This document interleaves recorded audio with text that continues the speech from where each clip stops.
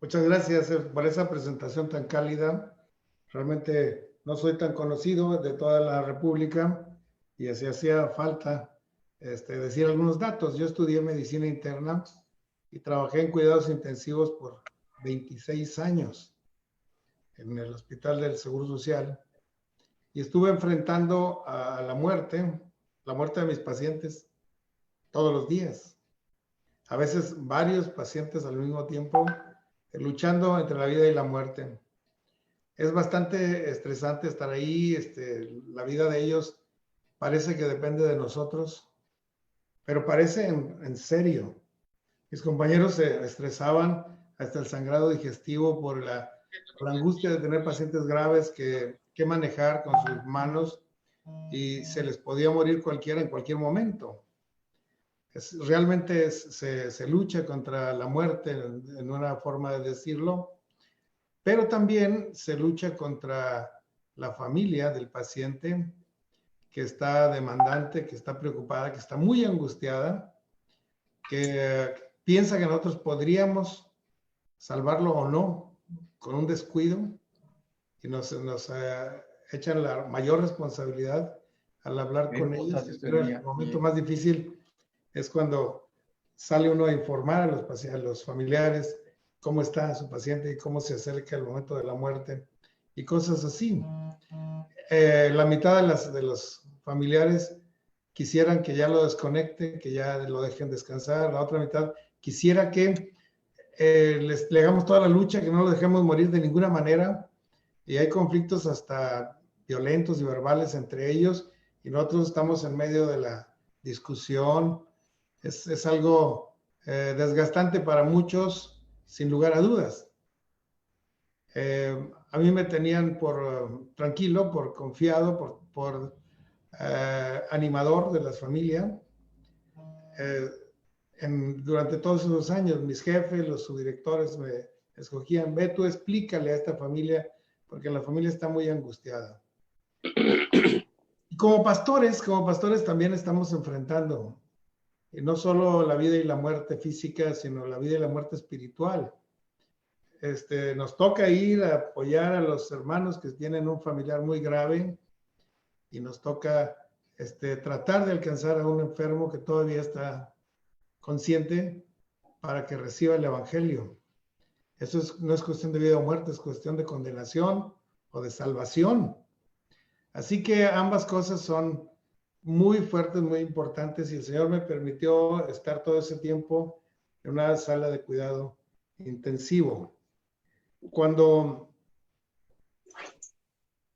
eso ocurría, yo ayudaba como copastor en nuestra iglesia, y una vez que terminé mi trabajo allá en la institución, la iglesia me ha invitado como pastor de tiempo completo aquí en la primera iglesia bautista de Monterrey, y me honró la iglesia y me honró el Señor, que me tuvo por fiel poniéndome en el ministerio. Así que este tema que hoy veremos se llama la eutanasia. Es un tema más bien técnico, médico, pero tiene implicaciones legales y tiene implicaciones espirituales. Vamos a comenzar. Cuando estábamos los intensivistas y médicos internistas que atendemos terapia intensiva, un tema muy frecuente y recurrente era: ¿de qué enfermedad te gustaría morir? Y analizábamos todas las formas de muerte que enfrentábamos todos los días, y la mayoría pues son horripilantes. No quisiéramos morir de eso. La mayoría decimos: yo quiero morir de muerte natural, quedarme dormido y no despertar más. Eso solo ocurre cuando hay una arritmia letal que te agarra dormido y se para el corazón y ya no vuelves a despertar. No hay sufrimiento en eso. Sin embargo, quiero mostrarles que la realidad, o lo que suele pasar, es que los pasan por mucho dolor antes de morir. Y cada vez pasamos por más dolor antes de morir, porque hoy vivimos más tiempo que antes. Las comodidades, la tecnología, los avances médicos nos hacen vivir más años. Pero las malas decisiones, los vicios, los abusos de nuestra salud hacen que nuestros órganos se acaben antes de tiempo, algunos de nuestros órganos. O se acaba el riñón, o se daña el corazón, o se estropea el pulmón, o cosas así, o perdemos un miembro, y a partir de ese momento la vida se hace muy difícil.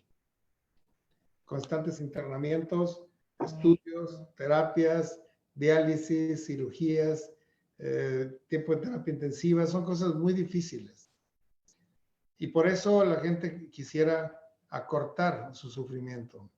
Y muchos familiares dijeron, bueno, ¿por qué no desconéctelo o dele algo para que ya duerma y muera y deje de sufrir? Y esa tendencia a cortar el sufrimiento no es nueva, ha existido en toda la historia de la humanidad. Ya Job decía, preferiría morir, preferiría haber sido abortado, preferiría no estar vivo por el sufrimiento que tenía tan fuerte, ¿verdad? Entonces la eutanasia es una solución soñada de tener una muerte digna, una muerte tranquila, una muerte dulce, una muerte óptima para no sufrir tanto.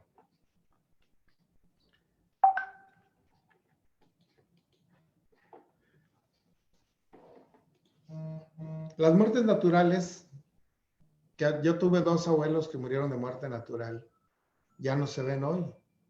En ellos, las muertes naturales, cuando los órganos viven perfectamente y funcionan muy bien hasta el día de la muerte. Y el enfermo o el paciente o la persona anciana sabe que va a morir, pero no se siente mal.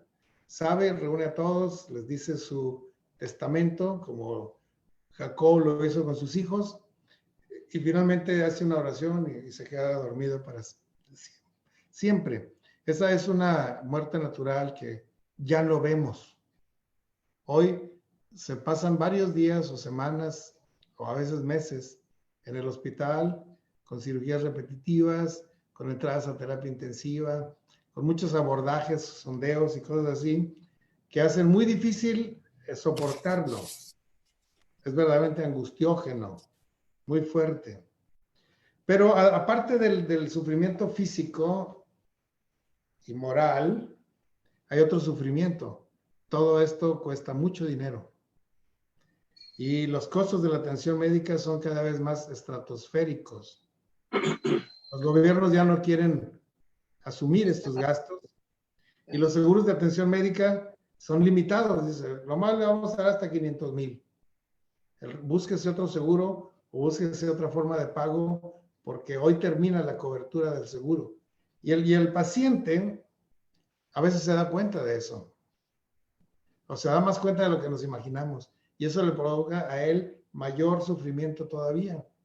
Está dejando endeudada a su familia, está dejando pobres a todos. Se acabó lo que él había guardado con tanto tiempo para dejar una herencia y se está acabando con los gastos médicos. Así que eso produce angustia para todos lados. La familia está angustiada, el paciente está angustiado, los administradores necesitan que les paguen y es algo muy difícil. Ahora, la gran mayoría de los casos los pacientes saben lo que está pasando, se genera estrés, hay conflictos relacionales con su familia, hay conflictos relacionales entre la familia, hay conflictos relacionales entre la familia y las autoridades, entre los médicos y las autoridades. Nosotros quisiéramos seguirle dando la asistencia, los directivos nos dicen ya no le des, no está pagando. Es algo tremendo, se tienen que tomar decisiones muy fuertes en esa lucha contra la muerte. Por eso se ha llegado a esta discusión si la eutanasia es la solución de todo eso. Ya no necesitas estar más en terapia intensiva, ya no te enfrentas a la familia, ya no hay más gastos, ya no hay más sufrimiento, se acaba. Pareciera que la eutanasia resuelve todos los problemas juntos, de un solo plumazo. Ahora, aparte de esos sufrimientos, está el peso de la ciencia. Decían mis colegas, decían, vamos a ver si resiste el peso de la ciencia este país. Es porque se tienen que estar en hospitalizaciones prolongadas, aislados muchas veces sin ver a sus familiares, con dietas infames, con curaciones sin anestesia o con anestesia, con cateterismos, con sondas, con líneas arteriales, punciones lumbares, diálisis, hemodiálisis, sangrías, transfusiones, lavados gástricos, enemas intestinales, intubación y ventilación artificial y hasta comas inducidos. Todo eso ocurre a un paciente grave, un paciente que le queda poco tiempo, que va a morir. Y ahí es donde dice uno, ¿vale la pena tanto sufrimiento? A las unidades de cuidado intensivo también se les llama tormento intensivo o cuidado sin sentido. Así le dicen porque lo estás cuidando mucho y finalmente se va a morir. Es un paciente muy grave que muchas de las veces ya no es tan recuperable. Aquí les pongo una fotografía de los lugares donde yo trabajé.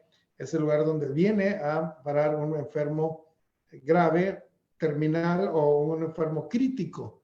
Ahorita vamos a ver que no es lo mismo un enfermo terminal que un enfermo crítico, pero tiene todas las formas de medir y de monitorizar la presión arterial, el pulso, la oximetría, la dinámica respiratoria, todo, la temperatura, todo lo checan, cuánto líquido está ingresando, cuánto líquido está egresando. Estamos checando la actividad cardíaca, la actividad pulmonar, todo. Y por eso en esa sala de cuidado intensivo la vida puede prolongarse.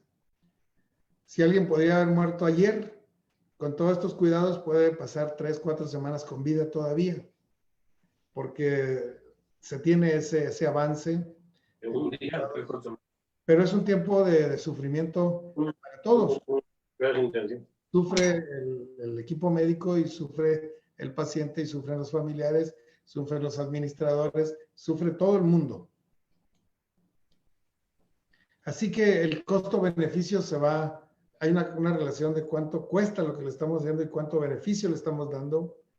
Y cuando el costo es mucho mayor que el beneficio, es cuando la administración dice, bueno, valdría la pena la eutanasia, ¿no? Ahora, siempre que hablamos de un tema como este, vale la pena tener definiciones claras, porque el médico tiene que explicarlo bien a la familia debe entenderlo, y porque le van a pedir consejo al pastor. Oye, pastor, ¿cómo ve? ¿Dejamos que lo operen? ¿Dejamos que lo intuben? ¿Dejamos que lo transfundan? ¿Dejamos que lo desconecten? ¿Dejamos que lo duerman? ¿Dejamos que lo metan en coma? ¿Dejamos que lo den de alta a la casa a un paciente tan grave? Son decisiones muy fuertes que le preguntan a su médico si tienen la confianza, pero generalmente con el médico no se llega a tener tanta confianza en las instituciones. Pero el pastor sí. Pastor, ¿qué nos recomienda usted?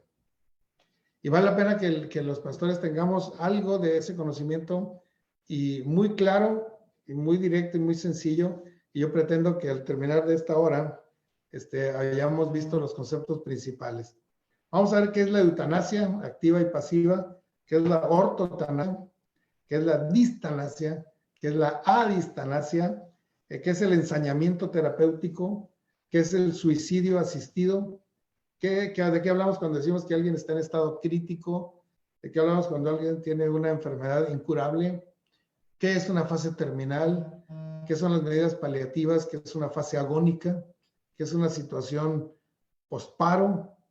¿Qué es un daño cerebral y qué es una muerte cerebral?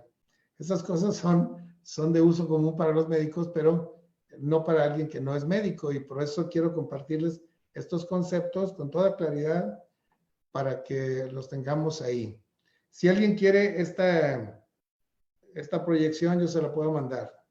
Mándenos un WhatsApp y yo les mando la proyección a ustedes para que lo tengan y lo vean con detenimiento. Ahorita vamos a ir rápido porque quedan pocos minutos, ¿eh? Aquí vemos a un paciente que está en cuidados intensivos con todas las asistencias posibles, pero él ya tiene un daño cerebral severo. Nada más al ver su postura en la cama, sabemos que él ya no tiene forma de recuperarse, probablemente tiene muerte cerebral, todos sus músculos están flácidos, su cara puede estar totalmente de lado sin que él resista, ni se mueva, ni se reaccione para nada. Es algo que vemos en las unidades de cuidado intensivo y sentimos como que es indignante que una persona siga sufriendo así cuando ya no hay esperanza. Por eso el concepto de la eutanasia siempre ha estado en la punta de la discusión. La eutanasia quiere decir eu, bien, thanatos, muerte. Una buena muerte, una muerte digna, una muerte apacible, sin dolores. Eso sería una eutanasia. Y podría ser activa si nosotros hacemos algo para que él muera, o pasiva si nosotros dejamos de hacer algo para que él muera. Le quitamos el ventilador y deja de respirar y se muere, ¿verdad? Eso es una eutanasia. La eutanasia la puede cometer el médico o una enfermera especialista, pero si lo hace cualquier otra persona se llama asesinato, ¿ok? Porque el médico sabe lo que hace, la enfermera sabe lo que hace, alguien que viene y desconecta está matando a una persona sin saber lo que está haciendo. Así que aún la eutanasia causada por los médicos es ilegal.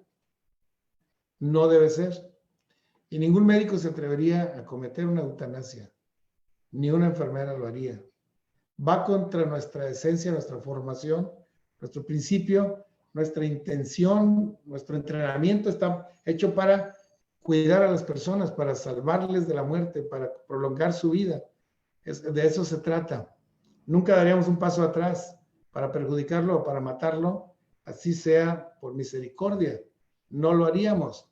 Pero hay muchas gentes, aparte de la medicina, que están luchando porque la eutanasia se legalice o se despenalice en el caso de los médicos o se use cuando el paciente lo pide. Si el paciente lo pide porque está sufriendo mucho, bueno, pues podría ser válida la eutanasia. Pero la ortotanasia es lo contrario a la eutanasia, es una buena muerte, pero hasta el día que Dios quiera. No la vamos a adelantar con alguna inyección, con algún procedimiento, ni la vamos a atrasar con apoyos violentos, invasivos, sino que vamos a dejar que ocurra su muerte en el momento que Dios dice, pero mientras tanto estaremos dándole apoyo básico. No apoyo avanzado, no vida artificial, apoyo básico, alimentación, hidratación, cosas así. Es la ortotanasia, es lo que finalmente encontramos en un hospital. Estamos dando lo necesario para que su cuerpo funcione. Cuando deje de funcionar, entonces ha muerto. La distanasia, dis quiere decir con sufrimiento, con dificultad, ¿no? La distanasia es el ensañamiento terapéutico. Lo intubamos, lo ayudamos a respirar, le ponemos sueros poderosos con aminoespresoras, esteroides, cosas así, para que se mantenga vivo a fuerza, ¿no? Eso es el ensañamiento. Le hacemos una cirugía de alto riesgo para sacarle algo y lo dejamos ahí muriendo lentamente por el ensañamiento. A eso se le llama distanasia. Y el suicidio asistido es cuando el paciente pide con tiempo, yo quiero morir, no tengo ya ninguna razón para vivir. Y entonces el médico provee los medicamentos que lo van a matar y los pone a la mano y el paciente solo toca el botón y pasa los medicamentos para matarlo. Claro que el suicidio asistido no está legal en ninguna parte del mundo, salvo en Holanda, donde ciertos requisitos ponen para dejar que una persona decida su suicidio. En primer lugar, tiene que estar muy lúcido y saber lo que dice, saber lo que quiere. Tercero, tiene que solicitarlo verbalmente a su médico 3 veces en 3 ocasiones distintas.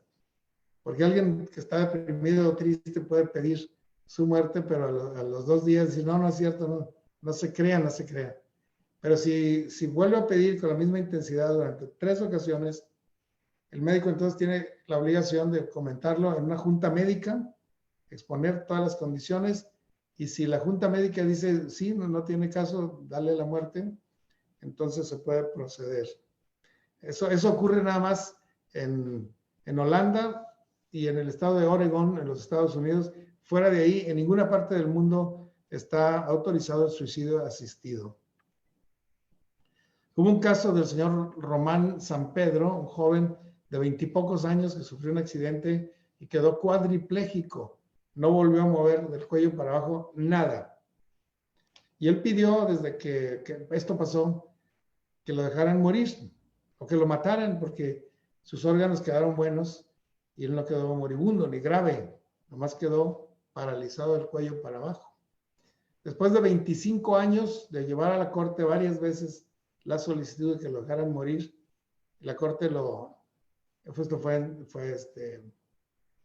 en Barcelona, por allá en España, se lo negó. Y entonces él buscó a 11 amigos y les pidió un pequeño favor a cada quien. Tú consígueme este cianuro, tú consígueme esta taza, tú haz esto, llévalo allá, tráelo aquí. Él logró que 11 personas que no se conocían entre sí participaron un poco y finalmente alguien que no sabía qué le daba vino a darle a tomar esa bebida y él murió. Incluso grabó todo para que quedara evidencia de su muerte. Fue un suicidio asistido, pero los que lo ayudaron no sabían qué estaban haciendo. Y la autoridad no pudo culpar a los amigos porque habían hecho cosas sueltas que no correspondían a un acto de asesinato, mucho menos voluntario. Ha habido casos en la Biblia de eutanasias, de gente que busca la muerte dulce, o más rápida, o dejar de sufrir. El rey Saúl le pidió a Escudero, mátame, porque todavía tengo la vida muy dentro de mí, y estos me van a perseguir, le iban a hacer sufrir mucho los enemigos, mejor tú mátame rápido, le dijo al escudero. A los crucificados les rompían sus piernas para que más pronto se colgaran y murieran y no sufrieran tanto tiempo en la cruz. Es una forma de acelerar la muerte, es una eutanasia, aunque estaba muy brutal. En la segunda venida del Señor, los que han traspasado al Señor, los que han rechazado su gracia, van a buscar la muerte, pero la muerte huirá de ellos. Job deseó la muerte en medio de su sufrimiento, ahí en los primeros capítulos del libro de Job. Y Pablo, en medio de su reclusión, cuando estaba sufriendo en aquel mini calabozo donde no se podía ni estirar, dijo, para mí el morir es ganancia, pero el vivir es Cristo. Así que él no buscó su muerte, sino buscaba servir a Cristo a pesar de que físicamente él estaba como para desear la muerte. Ahora, en los conceptos, una enfermedad incurable es aquella que no tiene posibilidad de mejorar ni de superar la enfermedad.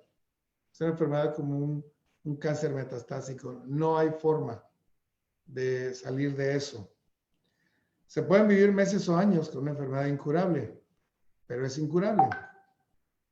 Una etapa terminal es un enfermo en los cuales la muerte está cerca.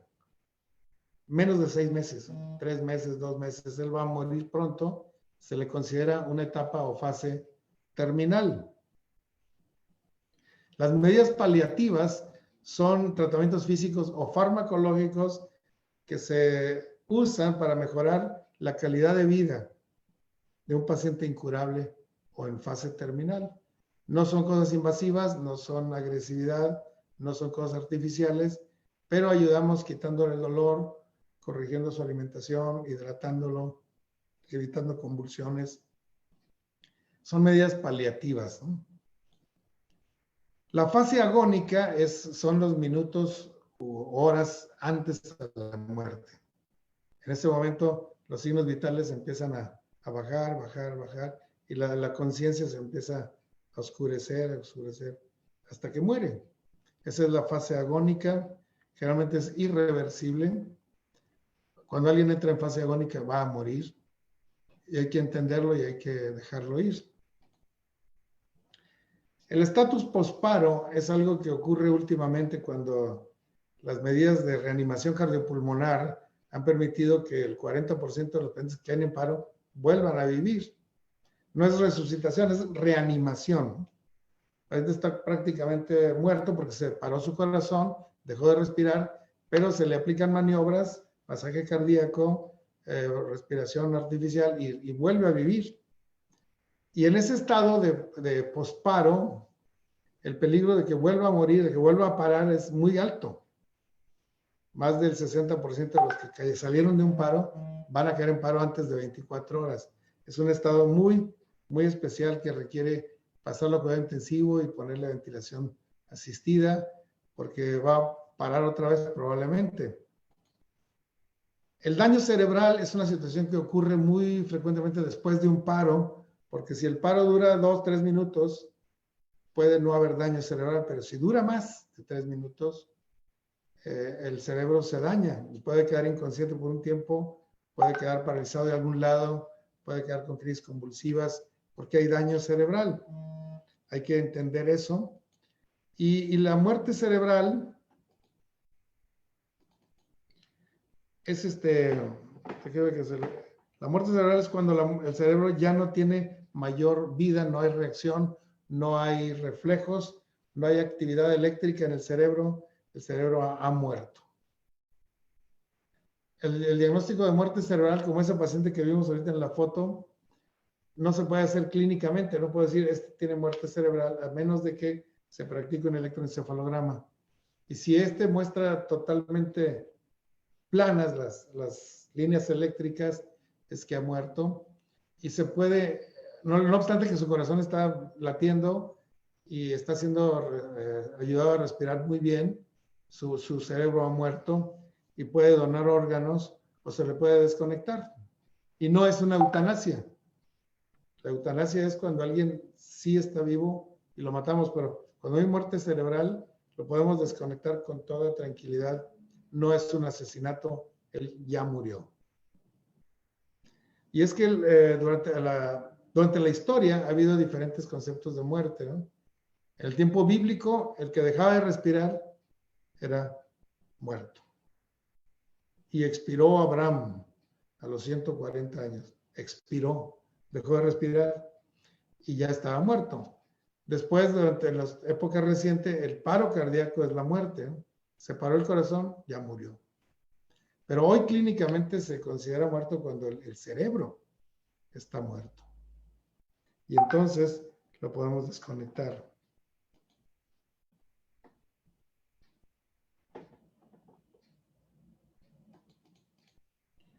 Ahora, la práctica de la eutanasia es ha sido muy frecuente en animales, ¿no? Un caballo se fractura una pata, dale un balazo en la cabeza, va a sufrir mucho, no se va a recuperar, lo matas. O un perro que fue atropellado y queda vivo, pues lo matas. O un gatito que tiene un tumor incurable, pues mátalo antes, inyéctalo para que se muera. Eso es común en animales. Pero en seres humanos no, porque respetamos la vida. Desde su concepción hasta la muerte, la vida humana debe respetarse.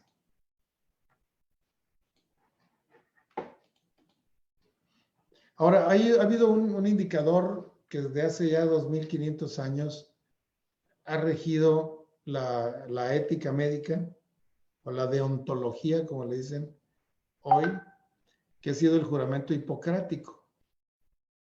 Ese Hipócrates vivió 400 años antes de Jesús, en Grecia. El padre de la medicina, podríamos decirlo así, pero sobre todo el padre de la deontología médica. Dice, no daré ninguna droga mortal a nadie, ni aunque me lo pidan, ni sugeriré su uso. Tampoco a ninguna mujer le daré un abortivo, sino que a lo largo de mi vida ejerceré mi arte pura y santamente. Es parte del juramento hipocrático que todos los médicos repetimos el día de nuestra graduación y que genera en nosotros una conciencia del respeto a la vida como principal en el ejercicio de la medicina. Isaías capítulo 65, versículo 24. Entró otra... Y antes que clamen, responderé yo. Mientras aún habla, se contaminó, Samuel. No sé si se está oyendo otra voz aparte de la mía. Hay muchos pasajes allá. en las Sagradas Escrituras. Aquí yo estoy escuchando otra voz y a lo mejor ustedes no. Voy a ver si puedo... Recordemos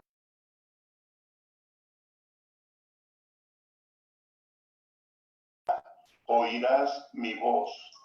De mañana me presentaré delante de ti y esperaré.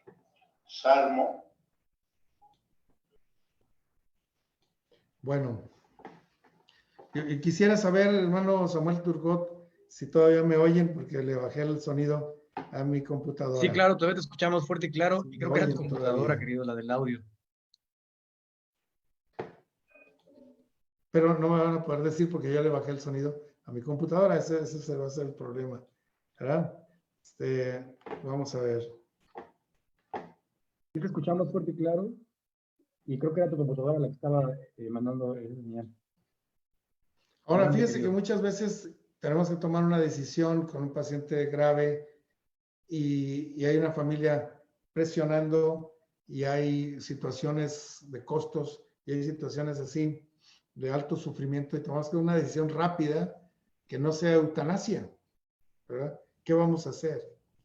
No es eutanasia la aplicación de fármacos que le ayuden a quitar el dolor y que le ayuden a relajarse y a dormir a un paciente que está sufriendo mucho en los días previos a su muerte. A veces, por el aplicar esos medicamentos tan fuertes, el paciente muere porque deja de luchar, deja de respirar lo suficiente y muere. Pero no es una eutanasia.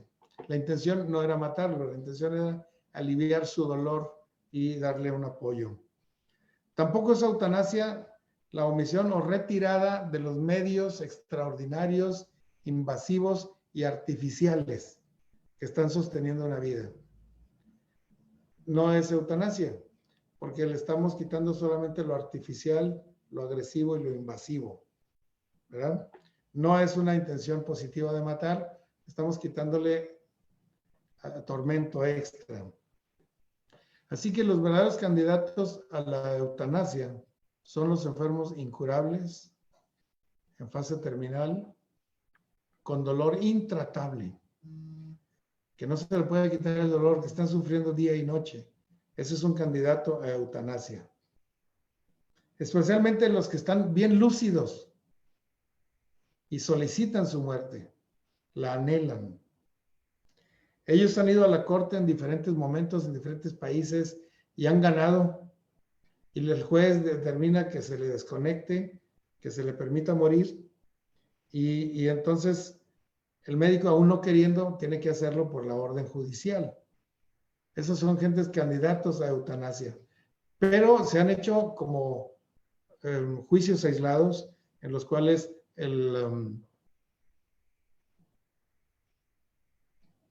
no ha llegado a hacerse una jurisprudencia y no se ha legislado ni se ha hecho oficial que la eutanasia está permitida. Todavía no. Ahora vamos a ver un poco en la base teológica. La base teológica es no matarás.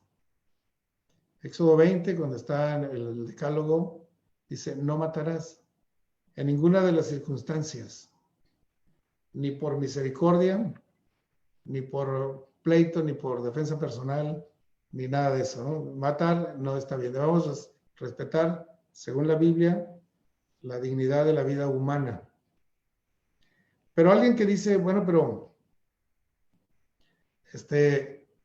si está sufriendo tanto hay que tener misericordia y piedad de ellos.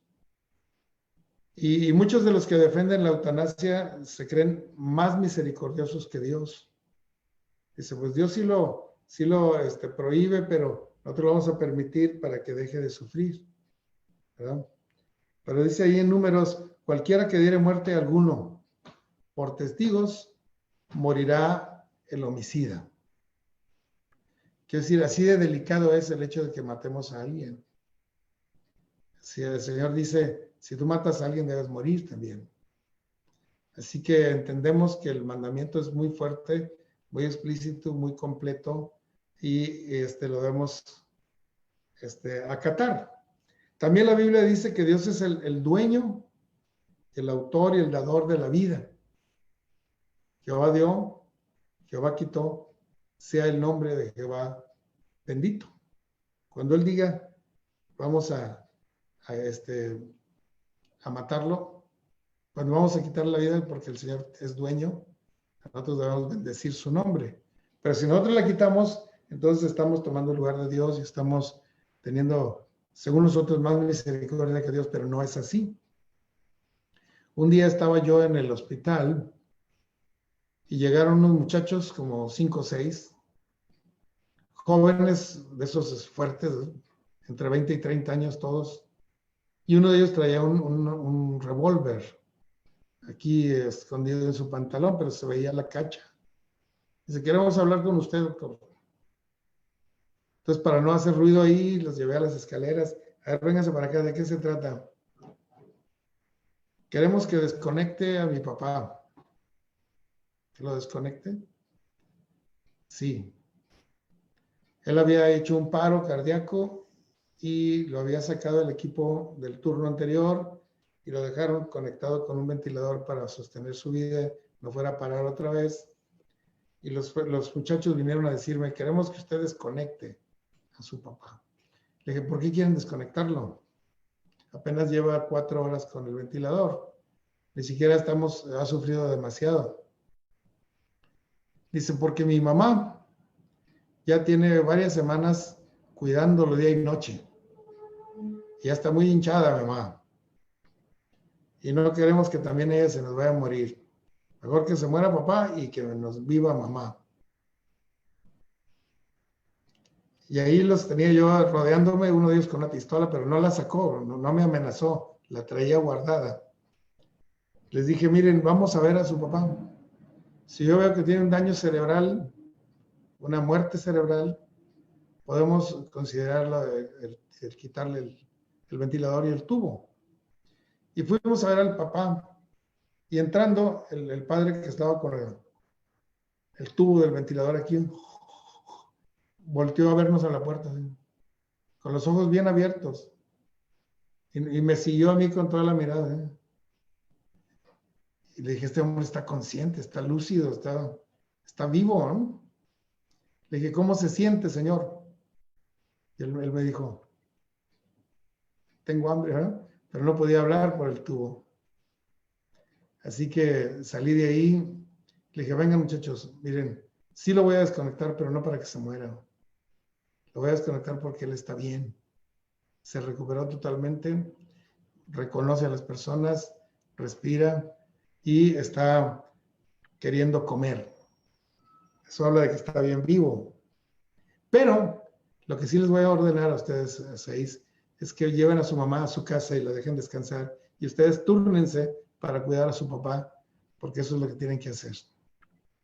Y sí, no sacaron el revólver, se quedaron ahí hasta unos días después que su padre salió de alta y fueron grandes amigos nuestros. Porque en ese momento, cuando está pasando la crisis, se toman decisiones muy aberrantes, muy difíciles. No debe ser. La decisión debe ser bien firme y bien sabia y bien correcta. Y tanto el médico debe tener ese criterio, como la familia, y el consejero de la familia también debe tener claro lo que debe recomendar y lo que no debe recomendar. Vamos a ver algunos consejos pastorales específicos. Si aprendemos estas últimas 4 diapositivas, entonces ya podríamos decir que nos sirvió esta conferencia, ¿no? ¿Qué hacer cuando alguien tiene una enfermedad incurable y terminal? Un día me hablaron de haber un paciente joven de 38 años que tenía un cáncer de pulmón. En el hospital le dijeron, mire, ya no hay nada que hacer, lléveselo a su casa a morir. Ya no hay nada que hacer. Fue un trauma para su esposa, para los niños chiquitos, ver a su papá ahí todo grave y verlo morir. Y me hablaron para que fuera a su casa y les recomendara algo. Y fui. Le dije, miren, lo que quiso decir el médico del hospital es que ya no hay mucho que ofrecer en el hospital. Que los cuidados oncológicos, las quimioterapias, eso ya no. Pero ahora hay mucho más que hacer para asistirlo a las medidas paliativas. Tenemos que ayudarle a comer de esta manera, tenemos que cambiarlo de posición, tenemos que ayudarle a bañar, tenemos que hacerle plática, estar con él, tenemos que animarlo, tenemos que darle apoyo espiritual, tenemos que, todas estas cosas, quitarle el dolor, bien importante. Y ya les hice ver que sí, había mucho que hacer y que era mejor que la familia lo hiciera y no desconocidos enfermeros, sino que su esposa, sus hijos estuvieran con él y disfrutaran sus últimas semanas. Entonces, cuando hay una enfermedad incurable terminal, quiere decir que le quedan 2 meses. Debe haber apoyo espiritual para el paciente y para la familia. Que conozcan al Señor, que conozcan el propósito de Dios para las vidas, que conozcan la vida después de la muerte, que conozcan la palabra de Dios, las promesas de Jesús. Luego hay que dar una dieta vegetariana. La dieta vegetariana mejora las condiciones mucho más rápido que la dieta de alta proteína. Hay que darle medida paliativa de clínica del dolor, si es necesario narcótico, pero que no tenga dolor. Ya con eso estamos haciendo más bien que matándolo en una eutanasia. Y no permitir maniobras avanzadas, que si él para, eso es el momento de dejar morir. Ni tubarlo, ni darle maniobras de reanimación, ni meterlo a terapia intensiva, no. Es una enfermedad incurable, terminal. Y el pastor debe recomendar estas cosas a sus enfermos de la iglesia o familiares de la iglesia. Porque con estas 4 cosas estamos haciendo un bien, una despedida digna a nuestro familiar cercano. Cuando hay una enfermedad potencialmente curable, pero el paciente está en condición crítica, o sea, sufrió un choque, tuvo un infarto, tiene una neumonía por COVID-19, algo así que está en esta situación crítica, pero es una enfermedad que se pudiera curar. Es todo lo contrario. Aquí sí vale la pena llevarlo a cuidado intensivo. Si le preguntan, oiga, ¿aceptamos que lo metan al cuidado intensivo? Sí. Oiga, ¿quieren hacer maniobras, quieren intubar? Sí, que lo intuben. ¿Que le van a meter alimentación por una vena, un catéter hasta el corazón? Sí, que lo alimenten por la vena al corazón. Y hay que estar orando por él, porque en este momento no le podemos testificar a él. Está inconsciente, está grave, está chocado, está intubado, está sedado. No se le puede dar asistencia a él, pero sí a la familia. Y orar con la familia y orar por la familia. Porque en estos tiempos de alta crisis, de vida o muerte de un familiar tan cercano, los corazones están abiertos.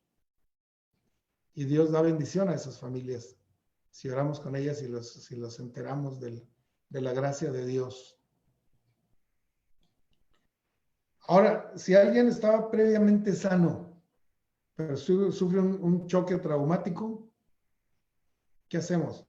Sí maniobras avanzadas, sí intubación, sí reanimación, sí diálisis peritoneal, sí. Sí cirugías de rescate. Se reventó un órgano, hay que operarlo, a lo mejor muere en la cirugía, hay que operarlo. Sí cuidados intensivos, sí atención a la familia y sí oración por él también. Ahora, un caso muy particular es el estado vegetativo o coma permanente. Cuando alguien ya pasó una enfermedad, una hemorragia cerebral, un tumor, un accidente craneoencefálico, un traumatismo de esos, y que queda en estado de coma, en estado vegetativo. Pero su corazón y su pulmón trabajan. Su hígado y sus riñones trabajan. Así que no muere.